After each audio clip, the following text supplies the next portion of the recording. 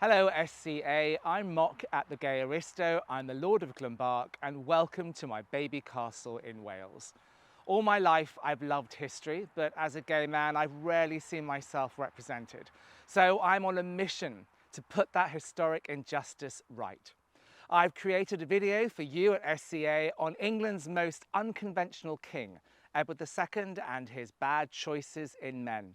I hope you enjoy it. Let me know what you think in the comments. Follow me on Instagram, subscribe to my YouTube channel, and I'll see you back at the castle in July for our Zoom call. Until then, take care and happy history. Edward II was born at Carnarvon Castle in 1284 and was perhaps one of our most unconventional kings. Throughout his life, he struggled with a series of poor choices, particularly around his relationships. Have you ever had a toxic relationship? Have you ever fallen for a bad boy? Well, Edward's bad boyfriend cost him the crown.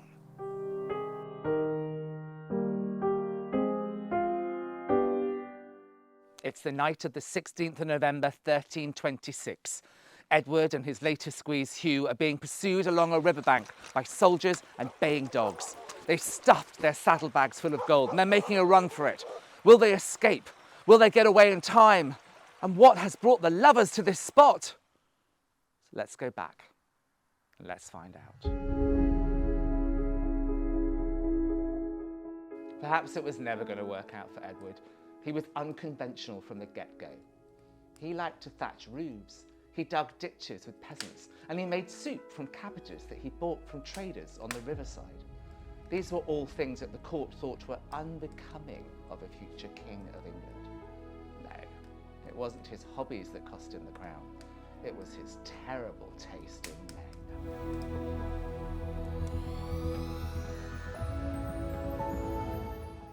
Edward's first boyfriend was Piers Gaveston. They met when Piers was in the army and he quickly became a member of Edward's household. He was incredibly involved in Edward's coronation, even carrying the crown into Westminster Abbey. This was hugely symbolic. He was literally holding the country in his hands. Now, the nobility did not like this. They thought he was a second king, particularly when he was made Earl of Cornwall. The barons reacted very badly. It did not go down well. It did not go down well at all. Whilst defending Edward against a rebellion in the north, Gaveston was captured and beheaded. Edward was grief-stricken.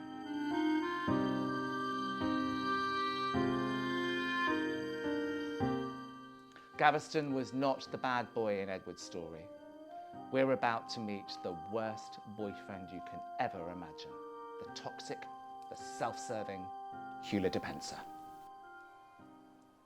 Hugh stole from his own family, was a fearsome pirate in the English Channel, and had his enemies imprisoned, exiled, even executed. Through exploiting his relationship with Edward, he became rich and powerful, and his cruelty knew no limits. He even stopped the Queen from seeing her own children. But he would get his comeuppance, and the Queen, she would get her revenge.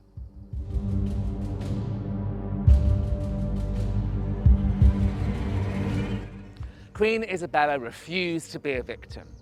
On a diplomatic mission to her brother, the King of France, she conspired with exiled English nobles. She raised an army and she invaded England.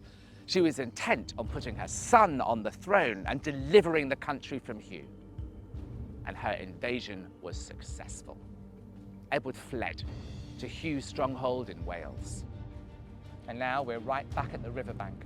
The couple are fleeing, pursued by soldiers and dogs. They're caught, separated, and punishment is brutal. Hugh is hung from the neck until almost dead. Then he is cut down, cut open, and his insides are removed whilst he watches. Queen Isabella, meanwhile, is entertaining friends at dinner.